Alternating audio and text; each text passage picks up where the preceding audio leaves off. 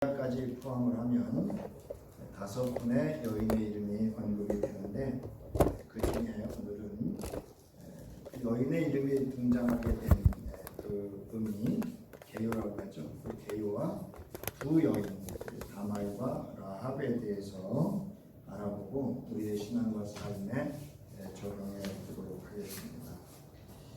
자, 예수 그리스도의 계보라고 저자 마태는 이렇게 선포를 합니다.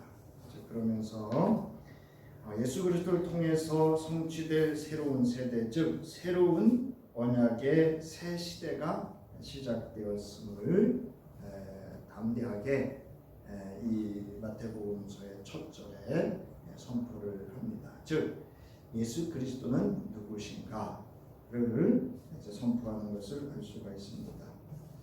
족보라고 하는 것은 우리가 알듯이 아주 매우 중요한 혈통에 있어서 또는 어떤 왕가는 왕과 또 어떤 성서에서는 제사장 이런 계보를 잇는 것을 기록하고 있는 중요한 책이라 할 수가 있습니다. 그래서 족보는 자기 정체성을 확인하고 표현할 만큼 자기 존재를 증명하는 아주 전통적인 방식 중에 하나가 바로 이 족보라고 하는, 즉 계보라 할 수 있습니다. 예수를 소개할 때 족보부터 그 계보부터 말하는 데에는 이러한 유대인들의 그 의식 또는 습관이죠. 풍습이 담겨져 있고 보이지 않는 제도죠. 제도를 통해서 예수가 누구인가를 밝히고자 마태는 이 본문에서 말하고 있습니다. 유대인들에게 있어서 족보는 그냥 단순한 혈통의 기록이 아니라 또한 하나님의 언약, 하나님의 구원과 그 성취의 역사를 그 족보 속에, 때로는 그 족보에 기록된 이름의 의미를 통해서 담고 있고 또 상징적으로 표현하고 있는 것이 이 유대인들의 전통적인 또 계보의 양식이고, 또 계보를 통해서 그것을 드러내고 있고 또 역사를 함축해서 담아 놓기도 하는 것이 유대인들의 계보다, 이렇게 할 수가 있습니다. 그러므로 저자 마태가 예수의 족보를 가장 먼저 기록한 목적은 바로 이러한 전통성, 그러한 또 역사성, 그러한 함축적인 하나님의 구원과 그런 사건들의 의미를 잘 담아서 예수 그리스도가 누구인지를 알리고자 하는 그런 의도를 가지고 있는 것을 알 수가 있습니다. 자, 다윗과 아브라함의 자손이다라고 헬라 원문의 순서는 그렇게 되어져 있다 말씀을 드렸어요. 우리 번역에는 아브라함과 다윗의 자손, 역사적 순서라고 한다면 헬라 원문에는 중요한 인물의 순서로 다윗과 아브라함의 자손, 예수 그리스도의 계보다 이렇게 기록이 되어져 있다 말씀을 드렸습니다. 다윗은 아브라함의 후손이지만 다윗이 더 중요한 인물, 즉 메시아의 계보에 있어서 특별히 이 마태복음은 유대인 그리스도인들을 대상으로 해서 썼기 때문에 유대인들에게 있어서 더 중요한 인물이 누구인가를 말하고 또 그 계보를 통해서 하나님의 약속된 메시아, 즉 유대인의 왕으로 오실 예수 그리스도를 증명하고 말하기 위해서 그런 순서로 기록이 되어져 있다 말씀을 드렸습니다. 자, 이 족보의 특성은 17절에 나와 있어요. 왜 다윗이 중요한 인물인가는 이 17절에 나와져 있는데요. 이 게마트리아라고 하는 그러한 그 숫자에 대한 상징적인 의미가 담겨져 있는데요. 이 당시에는 오늘날처럼 아라비아 숫자가 있는 것이 아니고 그 히브리어 또는 헬라어의 그 첫째 그 단어 하나하나가 숫자가 있습니다. 그래서 히브리어를 공부할 때 맨 처음에 1, 10, 100 이런 식으로 해서 우리가 사용하고 있는 여기 지금 나오는데 이 다윗이 원래는 히브리어로 이 다비드라고 하는 그런 헬라어이면서 히브리어입니다. 그래서 이 다비드라고 하는 그 히브리어에 있어서 여기 나오듯이 디귿, 비읍, 디귿이 바로 숫자의 의미를 가지고 있는데 그것이 여기 나와 있듯이 4, 6, 4 그래서 이거를 더하면 14라고 하는 거죠.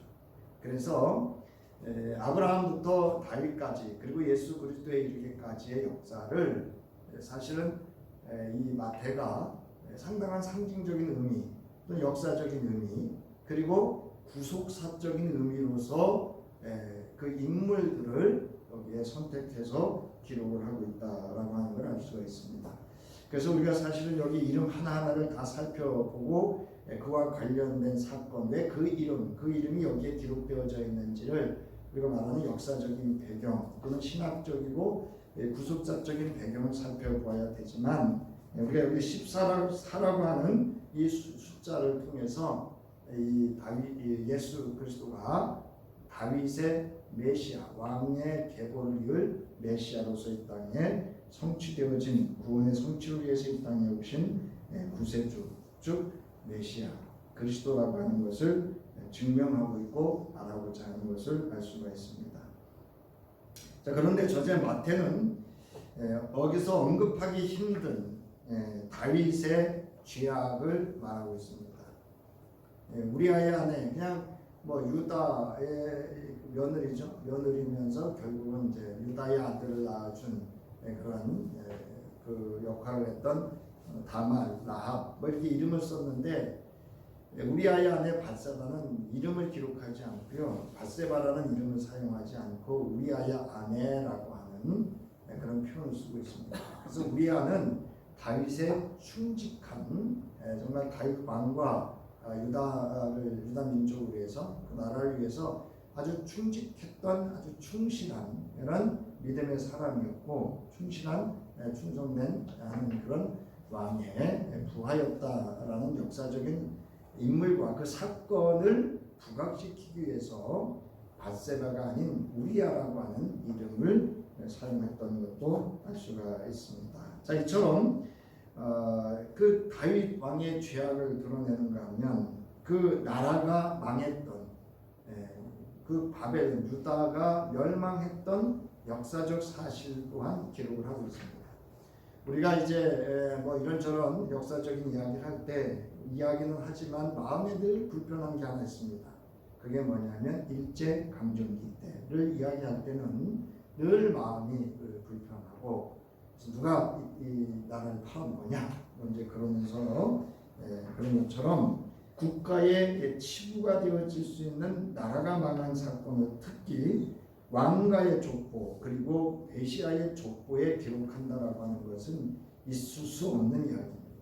그럼에도 불구하고 저자 마태가 이것을 기록하고 있는 것은 이제 사람 중심이고 또 권력 중심이었던 왕가가 없어지는 역사를 기록하고 있고 증명하기 위해서입니다. 그래서 바벨론 포로로 끌려가면서 이 마지막 유대가 멸망하면서 왕의 계승은 즉 왕국은 상실되어졌고 왕의 계승이 끊어지게 되고 새로운 계보가 이루어지는 것을 알 수가 있습니다.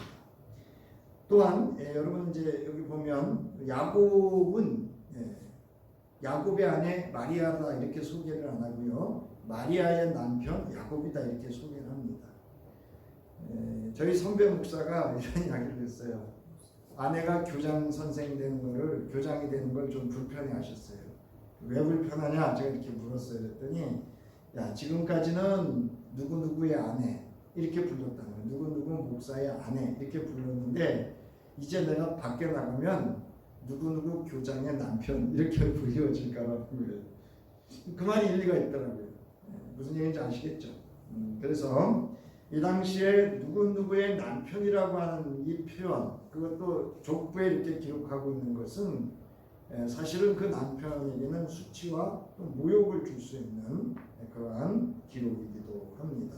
그러나 철저하게 이것은 왕의 계승 즉 왕정통성을 말하는 것이 아니라 또한 혈통의 관계를 말하는 것이 아니라 또 사회의 그 가부장적인 사회 개념, 관념을 무너뜨리고 이것을 해체하는 철저한 하나님의 구속사적인 측면에서 관점에서 오늘 이 마태가 이 그리스도의 계보를 기록하고 있다라고 하는 걸 알 수가 있습니다. 따라서 여기 나와 있듯이 뭐 민족주의 또는 인종주의 또는 뭐 성공이라든가 또는 혈통, 오늘날의 자본, 도덕적 이런 자기 중심, 인간 중심성에서 벗어난 철저한 하나님의 주권적인 하나님의 관점에서 이 족보를 기록하고 있다라고 하는 것을 알 수가 있습니다. 자, 마태복음 1장 1절부터 17절에 즉 16절에 나오는 족보에 기록된 한 사람 한 사람은 모두 아주 대단한 엄청난 사연을 가지고 있습니다. 개인사도 가지고 있고요. 또 민족사도 가지고 있고 하나님과의 관계 속에서 경험되어지는 신앙의 사연들도 많이 다양하게 가지고 있는 그런 인물들로 기록이 되어져 있습니다. 아브라함, 이삭, 야곱 등 이들은 각자 무수한 이야기와 삶의 이야기, 숱한 사연을 가지고 있습니다. 그런데 이 족보의 혈통과 정통성의 족보관에서 벗어난 여인의 이름이 직접 기록되어져 있다는 것도 아주 놀라운 일입니다. 우리가 잘 알듯이 다말, 라합, 룻 이 세 여성입니다. 이 밧세바는 직접 그 이름을 언급하지 않고 있고 오히려 우리아의 아내라고 하는 앞서 설명했던 이 소개를 하고 있고요. 이 모든 여인들의 특징은 비유대인, 즉 이방 여인들이었다라고 하는 특징을 가지고 있습니다. 자, 유대인의 족보에서 이러한 이방 여인들의 이름을 기록하고 있는 것은 혈통주의나 정통성, 남성 우월주의, 즉 가부장적 관례가 엄격하게 여성의 이름은 올리지 않는 것이 원칙이었던 유대의 족보에서 혈통이 중요한 유대인의 족보에서 유대인과 남성인데 예수가 유대인 왕가의 후손임을 증명하는 족보에서 이렇게 비유대인 여성이 등장하고 있는 것은 저자의 아주 숨은 놀라운 뜻이 숨겨져 있음을 알 수가 있습니다. 그러나 우리에게는 좀 어렵게 받아들여질 수 있지만 유대인들에게 있어서 유대인 그리스도인들에게서는 충격이면서도 다말과 라합과 룻 그리고 우리아의 아내 밧세바의 사건에 대해서 무엇보다도 이들은 잘 알고 있었기 때문에 이 여인들의 이름을 통해서 저자 마태가 말하고자 하는 것이 무엇인지를 아마 짐작해서 깨달아 알았으리라 이렇게 봅니다. 자, 이제 이 여인들의 사연을 우리가 알아보면서 그 숨겨진 저자의 의도가 무엇인지를 알아보고 우리의 신앙과 삶에 적용해 보도록 하겠습니다. 자, 유다는 다말에서 3절에 보면 유다는 다말에게서 베레스와 세레를 낳았다. 자, 이 베레스와 세레가 쌍둥이입니다. 이 두 쌍둥이를 낳는 과정에서 유다는 다말에게 있어서는 시아버지였고 다말은 유다에게 있어서 며느리였습니다. 이 관계에 있어서 예수 그리스도의 계보를 이어가는 베레스와 세레를 낳고 그 중에 둘째, 쌍둥이 중에 둘째였던 베레스가 예수 그리스도의 계보를 이어가는 그런 그 후손으로 택함을 받는 것을 알 수가 있습니다. 이 다말이라고 하는 이 여인의 이름의 뜻은요, 종려나무라고 하는 의미를 가지고 있어요. 여러분 아마 종려나무 하면 이렇게 떠오르는 사건이 하나 있죠. 예수께서 예루살렘 입성하실 때에 군중들이 흔들었던 나무가 무슨 나무예요? 네?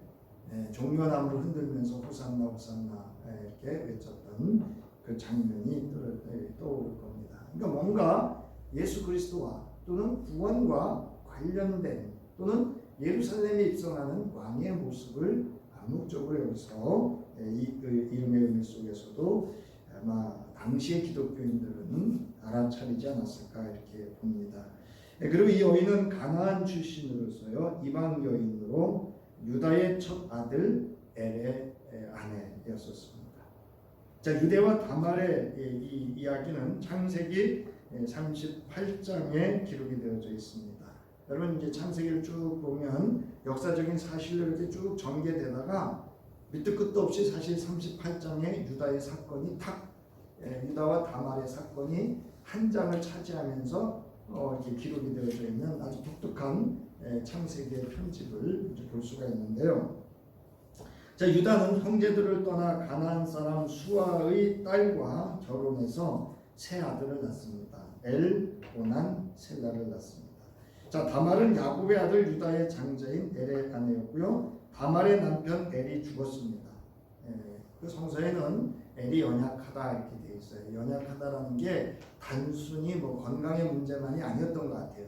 왜냐하면 하나님께서 그를 불러가셨다라고 하는 것은 여러 측면, 즉 믿음이라든가 이런 여러 측면에서 약했던 그런 표현이라고 볼 수가 있는데요. 이제 이 엘이 죽자 거기 나와 있듯이 그 동생 오난이 그 형의 죽은 계보를 그 형과 형수 사이에서 자손 후손을 잊지 못했을 때 이 수혼제라고 하는 신명기 거기 나와 있는데요. 25장 5절로부터 10절에 있는 율법을 따라서 후손을 이어가야 돼요. 즉 형수와 이제 결혼을 해서 후손을 이어가야 되는데 이 오난이 그 형수와 동침을 하면서도 정액은 땅에다가 하는 거예요. 이건 뭐 오늘날로 말하면 자유한 거 아니에요. 그냥 그 형수와의 관계 속에서 그 생명을 잉태하는 정상적인 우리가 말하는 잠자리를 가져야 되는데 이렇게 하나님의 뜻을 어긋나는 그런 행위를 통해서 하나님 앞에 악을 행함으로 그가 죽임을 당합니다. 하나님에 의해서 하나님의 율법을 지키지 않은 오난을 하나님께서 그 생명을 거두어 가게 됩니다. 그래서 여러분 거기 수혼제라고 하는 설명을 제가 쭉 해놨는데요. 신명기 25장 5절로부터 10절에 보면 형제들이 함께 살다가 형이 죽으면 그래서 이것도 복음서에 나옵니다. 마지막 구할 때 이렇게 이 수혼제에 의해서 마지막 누가 그러면 부활에 참여할 수 있겠느냐 이러한 그 이제 언급도 예수와 바리새인들 간의 논쟁을 벌이기도 합니다. 그게 이제 수혼제에 관한 문제고 이 수혼제에 대한 문제를 예수 그리스도께서 새롭게 해석하고 적응하고자 했던 것을 우리가 그 사건을 통해서 또한 이제 알 수가 있습니다. 아무튼 이제 이 수혼제를 통해서 그러면 셋째 아들을 이 다말에게 주어서 이제 후손을 이어가게 해야 되는데 유다가 보아하니까 큰 아들 죽었죠. 둘째 아들이 이 다말과 또 이런 관계 속에서 죽음을 당하자 셋째 아들 줬다가 또 죽을 것 같으니까 이제 핑계를 댑니다. 핑계를 대서 이제 다말을 멀리 떠나게 하면서 막내가 클 때까지 기다려라 이렇게 합니다. 이제 그 사이에 일어난 사건이 바로 유다와 다말과의 사건입니다. 여러분 4페이지인데요. 자, 요난이 죽은 뒤 유다는 자기의 셋째 아들 셀라도 죽을까요? 다말을 그 아비 집으로 보내며 셀라가 장성할 때까지 기다리라 이렇게 합니다. 그러나 유다는 그의 약속을 지키지 않았습니다. 얼마 후에 유다의 아내 수아의 딸이 죽고 유다는 그러니까 유다의 아내가 죽었어요. 유다는 딥나로 양털을 깎으러 올라갑니다. 자부 다말은 이 사실을 알고 자기의 정체를 숨깁니다. 그 행위가 뭐냐면 과부의 옷을 벗고 기생의 옷을 입습니다. 그리고 길거리에 이제 앉아서 우리가 말하는 호객 행위를 하게 됩니다. 자, 이처럼 이제 자기의 정체성을 숨겨서 이방 신전 문 앞에서 창녀로 가장을 해서 유다를 유혹합니다. 유다는 나중에 며느리 다말이 잉태했다는 소식을 듣고 다말을 불태워 죽이라고 합니다. 근데 이 사이에 이제 기생인 줄 알고 유다가 이 라합과 우리말 표현으로 잠자리를 같이 한 거죠. 이제 그런 사이에 이제 다말이 임신을 하게 됩니다. 자, 다말이 임신했다라고 하는 것은 유다가 도저히 받아들일 수 없는 일이죠. 자기가 셋째 아들을 안 주고 있었지만 사실은 이제 기다리라고 했기 때문에 이런 언약을 파괴한 가늠한 여자는 돌로 쳐 죽이라 이렇게 합니다. 근데 유다는 이 다말을 뭐라고 하냐면 불에 태워 죽이라 이렇게 말합니다. 그래서 처참한 그런 죽음이에요. 그런데 신명기 25장 5절부터 10절에 보면 이 수혼제를 지키지 않으면 이 여자가 그 집에 가서 할 수 있는 일이 하나 있습니다. 그게 뭐냐면 쉽게 얘기해서 유다의 셋째 아들의 신발을 벗겨서 침을 뱉고 그 후손을 잊지 않는 집안으로 수치와 모욕을 주는 행위를 할 수가 있습니다. 그 이제 신명기서 25장 10절에 보면 기록이 나와져 있는데 그 내용이 신을 던진 집이다, 신을 던진 남자다. 이제 그렇게 해서 집안 그 남자와 그 가게를 모욕하고 수치스럽게 하는 행위를 할 수 있도록 하나님이 이제 율법을 세워 주셨습니다. 자, 이처럼 이제 이러한 일 속에서 여기 나오죠. 그러나 이 자부가 보여주는 자기의 이 담보물을 보고서 자기가 자부에게 행한 잘못을 깨닫고 그녀를 용서합니다. 그리고 다말은 쌍둥이 베레스와 셀라의 어머니가 됩니다. 이게 족보가 아주 묘해졌죠? 며느리고 또 이제 시아버지인데 그 사이에 난 아들들은 누구예요? 쌍둥이는 유다의 아들들이 됩니다. 그래서 이런 사건이 이제 일어나게 됩니다. 이때 이 담보물을 다말이 유다에게 요구합니다. 그래서 유다가 이제 염소 새끼 한 마리를 주고 사실은 이제 하루 종일 잠자리를 하려고 했었는데 이 다말이 증표 담보물을 요구하는 거예요. 그때 이제 주었던 담보물이 도장과 허리끈과 지팡이였습니다. 이 허리끈과 도장을 묶고 있는 이 허리끈 그리고 가지고 다니는 이 지팡이는 곧 이 유다 자신을 상징하는 자신의 존재, 자신의 생명과도 같은 그러한 자신의 존재를 증명하는 징표이고 신표로서 아주 중요한 의미를 가지게 됩니다. 자, 우리 4페이지 아래 보면 창세기 38장에서 수혼제에 따라 유다와 다말 사이에서 태어난 쌍둥이 베레스와 세라의 출생은 하나님의 구속사에서 아주 중요한 의미를 지닙니다. 베레스는 터트림, 뚫고 나옴이란 뜻이고요. 형인 세라가 손을 먼저 내밀었으나 다시 거두게 되었고 형의 태를 엄마의 태를 이렇게 밀치고 나와서 형보다 먼저 나왔다 해서 베레스라는 이름을 지어줬고요. 세레는 빛이 비춘 밝아짐 또 붉은 빛이라는 광명이라고 하는 그런 의미를 이제 가지고 있습니다. 근데 이 세라의 손에는 산파가 장자를 의미하는 진홍색 실을 묶어주는 그런 것을 합니다. 그러나 이 실대로 하나님의 구속사가 역사가 이루어진 것이 아니고 이제 하나님의 주권적인 계획 속에서 베레스가 이제 이 진홍색 실의 역할을 하는 것을 알 수가 있습니다. 여러분 다음 이제 5페이지입니다. 다말은 자신의 신분을 시아버지에게 속였습니다. 이러한 인간의 인위적인 방식이나 인간적 조건과 관계없이 하나님께서 선택하신 자가 장자의 명분과 언약의 복을 잊게 된다는 전적인 하나님의 은혜의 원리를 이 창세기 38장을 통해서 보여주고 있습니다. 그러니까 이제 이와 같은 또 사건이 야곱과에서죠. 사실은 야곱이 야곱과에서는 쌍둥이인데 동생 야곱이 아브라함, 이삭과 야곱처럼 이 그리스도의 계보를 이어간 것처럼 하나님의 선택하심의 주권성을 보여주고 있고 또 모든 것이 하나님의 은혜 가운데 이루어지고 있음을 알 수가 있습니다. 자, 베레츠는 훗날 보아스 2세 다윗의 왕으로 이어지는 계보의 조상이 됩니다. 궁극적으로 신약 마태복음 1장에 기록된 예수 그리스도의 족보에 이름을 올리게 되는데 세상적인 눈으로는 부끄럽고 복잡한 연유로 태어난 아들이었지만 하나님의 율법을 지키고 그 후손을 잇고자 했던 다말을 통해서 하나님께서는 인간의 허물 속에서도 구속사의 메시아 계보를 신실하게 이어가는 하나님의 구속사의 사건을 드러내고 있는 것을 우리가 이 계보를 통해서 알 수가 있습니다. 자, 두 번째, 살몬은 라합에게서 보아스를 낳았다. 라합이라고 하는 의미는 넉넉한, 넓은이라고 하는 그런 의미를 가지고 있습니다.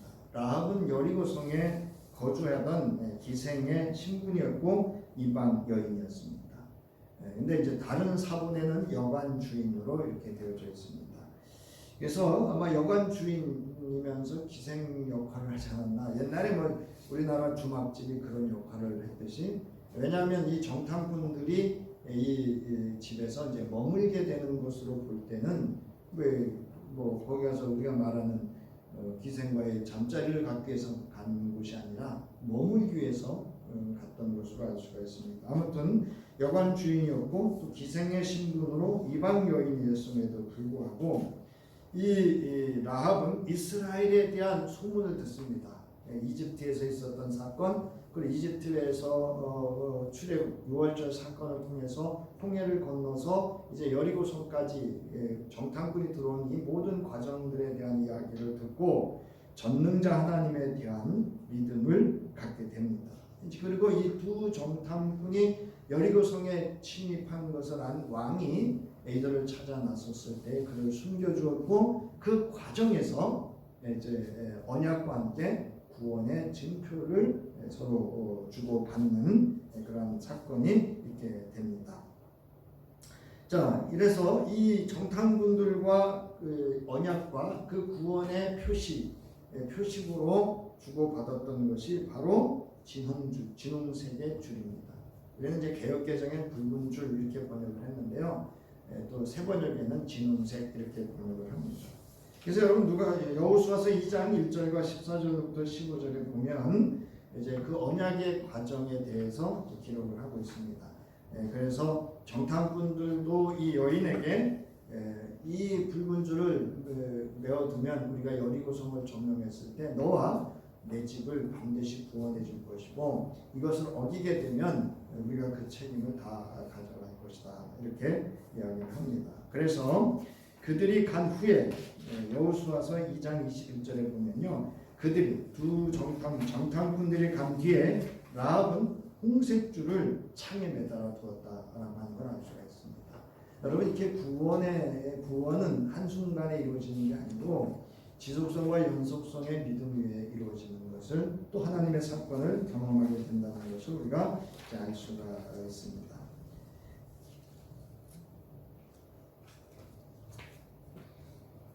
자, 이런 라합은 하나님께서 자기 백성인 이스라엘을 구원하는 하나님의 구원 역사에 믿음으로 그 일을 이루는데 중요한 역할을, 그런 또 존재와 역할을 하게 됨을 알 수 있습니다. 이 라합에 대해서 히브리서와 야고보서에서는 다음과 같이 증언을 하고 있습니다. 우리 히브리서 11장 31절 함께 읽겠습니다. 시작. 믿음으로 창녀 라합은 정탐꾼들을 후의로 영접해 주어서 순종하지 않은 사람들과 함께 망하지 아니하였습니다. 야고보서 2장 25절 시작. 창녀 라합도 정탐꾼들을 적대하여 다른 길로 내보내서 행함으로 이렇게 된 것이 아닙니까? 이제 믿음에 대해서 이야기할 때 또 히브리서 11장은 이 믿음의 인내함에 대해서 이야기할 때 이런 증언들을 하고 있다라고 하는 걸 알 수가 있습니다. 자, 여리고 성의 기생 라합은 천한 신분과 이방인이라는 한계를 뛰어넘어서 그녀가 하나님의 전능하심을 인정하고 행동하는 믿음으로 하나님의 구원을 얻게 되었고 이스라엘 백성을 구원하시는 하나님의 구원 사역에 크게 쓰임 받게 되는 것을 알 수가 있습니다. 자, 하나님의 구원 역사입니다. 그것은 오직 은혜와 오직 믿음입니다. 오늘 두 여인인 다말과 나합에 대해서 우리가 알아봤는데요. 설교자는 두 여인에 관한 사건을 알아보면서 발견한 것이 있습니다. 그것은 언약의 증표와 구원의 표시입니다. 시아버지인 유다에게 다말은 담보물을 요구하였습니다. 그래서 이 담보물은 앞서 말씀드렸듯이 인장을 묶고 있는 허리의 끈과 지팡이를 받았고요. 이제 이것을 받은 다말은 집에 가서 너울을 벗고, 즉 기생 라합의 자기의 신분을 속이기 위해서 썼던 너울을 벗고 도로 과부의 옷을 입게 됩니다. 자, 이 언약의 증표로 받은 것이 담보물이었습니다. 그래서 이 담보물이라고 하는 것은 담보물을 통해 서약하다, 보증하다라고 하는 아라브라고 하는 단어에서 파생됐다 그래요. 거기에 그 뜻이 근본적인 뜻이죠. 그 근본적인 뜻에서 나온 단어인데, 저당물, 담보물이라고 하는 것은 담보물을 통해서 서약했다 또는 보증했다, 이런 의미를 가지고 있습니다. 그래서 다말은 자기와 관계를 맺은 상대의 신분을 증명해주는 확실한 언약의 증표로서의 담보물을 요구했고, 이것을 증표, 자기의 구원의 표식으로 증표로 내어놓았다는 것을 알 수가 있습니다. 자, 당시 도장은요, 소유와 신분과 법적 권위를 상징합니다. 여러분, 인감도장 찍는 건 뭐죠? 나를 다 내어줬다는 것, 나의 존재와 나의 모든 것들을 다 인정한다 할 때 인감을 내어주는 거거든요. 그래서 이 신학적 의미는 유다가 자신의 영적 신분과 장자권의 권위를 다말에게 내어준 것과 같은 의미를 또 그렇게 해석을 할 수가 있습니다. 자, 그리고 허리에 맸던 끈은 개인의 명예와 생명, 언약의 결속을 의미하고요. 우리 지팡이는 창세기 49장 10절에서 야곱이 축복할 때 주가 유다를 떠나지 아니하며라고 했던 메시아 왕권에 대한 상징적인 의미를 가지고 있었던 것이 지팡이이기도 합니다. 이처럼 어떠한 언약도 자신의 생명을 걸고 신실하게 지켜야 함을 지키기로 했던 이 유다였고요. 사실 유다는 다말을 속이려고 했어요. 그래서 염소새끼 한 마리 갖다 주면 이걸 주겠지 이렇게 생각을 하고 경솔히 여겼던 거예요. 마치 에서가 야곱에게 장자권을 팔 때 경솔하게 여겼던 것처럼 경솔하게 여겼던 일이었습니다. 또 라합도 정탐꾼들에게 언약의 증표를 요구합니다. 그것이 바로 여호수아서 2장 12절과 13절 그리고 18절에 기록이 되어져 있는데요. 야합이 이렇게 얘기를 합니다. 정탐꾼들에게 내가 당신들에게 은혜를 베풀었으니 주님 앞에서 맹세를 하고 그것을 지키겠다는 확실한 증표를 내게 달라, 이렇게 이야기를 합니다. 아주 믿음이 좋은 여인이죠. 여러분, 믿음은 담대한 용기를 가져야 얻을 수 있어요. 아멘. 여러분, 용기를 갖지 않고 그러니까 담대한 믿음의 행위가 없는 믿음은요, 얻을 수 없어요. 그냥 추상적이거나 또 형용사적인 그런 믿음이지만, 믿음을 갖고 담대하게 행하고 또 행한 믿음은 이런 결과를 가져오는 걸 알 수가 있습니다. 18절에서 이 증표로와 함께 언약의 증표로 받은 것이 홍색줄입니다.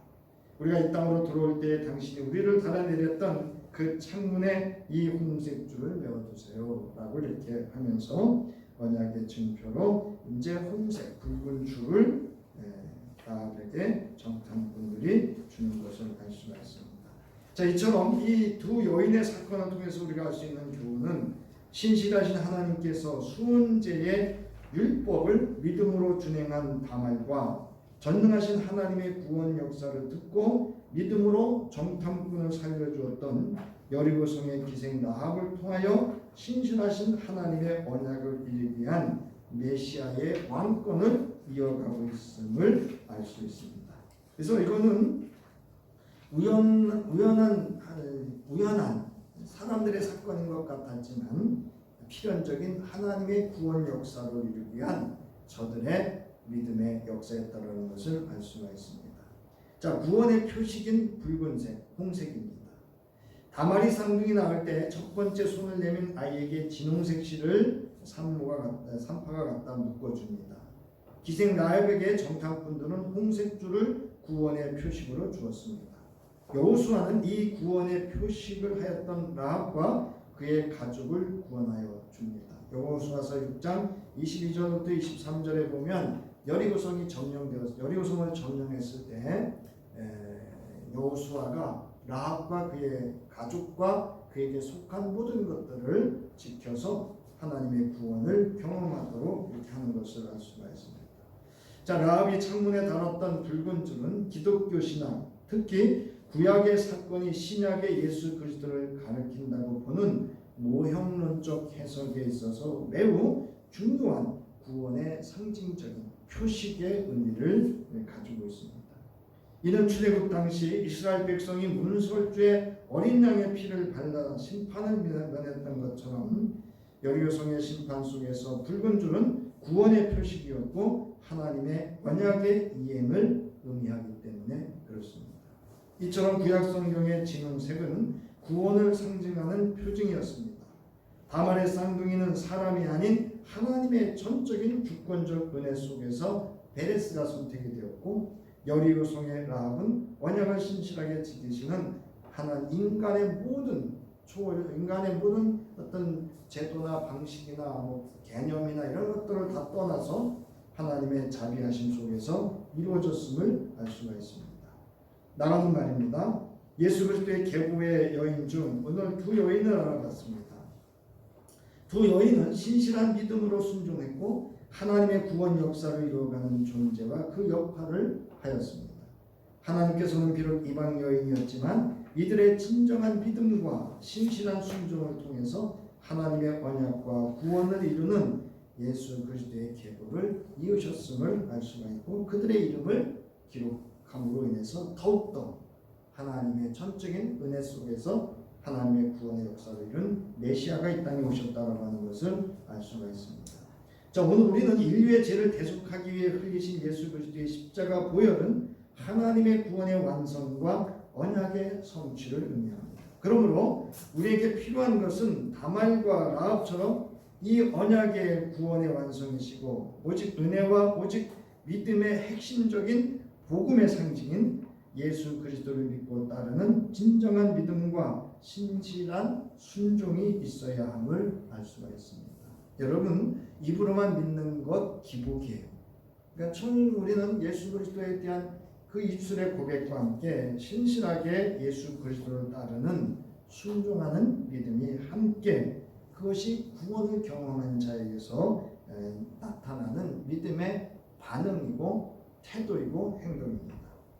자, 이를 깨달아 알고 경험했던 로마서 저자는 로마서 1장 16절로부터 17절에서 다음과 같이 증언을 하고 있습니다. 우리 이 말씀 함께 읽고 말씀을 마치겠습니다. 우리 함께 읽겠습니다. 시작. 나는 복음을 부끄러워하지 않습니다. 이 복음은 유대 사람을 비롯하여 그리스 사람에게 이르기까지 모든 믿는 사람을 구원하는 하나님의 능력입니다. 하나님의 의가 복음 속에 나타납니다. 이 일은 오로지 믿음에 근거하여 일어납니다. 이 성경에 기록한 바 의인은 믿음으로 살 것이다 한 것과 같습니다. 아멘. 이제는 우리에게 무한한 은혜를 베푸셔서 죄인된 우리를, 허물과 죄로 죽었던 우리를, 이 세상에 빠져 이 풍조를 따르던 우리를 구원해 주신 아버지 하나님의 구원하심의 무한하신 은혜와 이를 위하여 기꺼이 십자가에 죽어주시고 구원의 완성자요 믿음의 주인 예수를 바라보는 자에게, 또 믿고 따르는 자에게 이 땅에서 언약의 복을 누리게 하시고 하나님의 백성으로 영생을 소유하며 우리와 함께 동행해 주시는 우리의 영원한 중보자 되시는 우리 주 예수 그리스도의 구속의 은혜와 이제 다말과 라합과 같았던 우리의 존재를 그리스도의 보혈의 피로 씻어 정결케 하시고 우리를 구원해 주시며 내주하셔서 우리가 늘 믿음으로 살아갈 수 있도록 우리에게 도움이 되어 주시고 가르침이 되어 주시고 길잡이가 되어 주시고 우리의 신앙과 삶의 열매가 되어 주실 성령의 함께 하심이 이제로부터 여기 모인 저희와 가정과 삶의 터전과 나아가 기업과 자손 위에 영원히 함께 하시기를 간절히 축원하옵나이다. 아멘.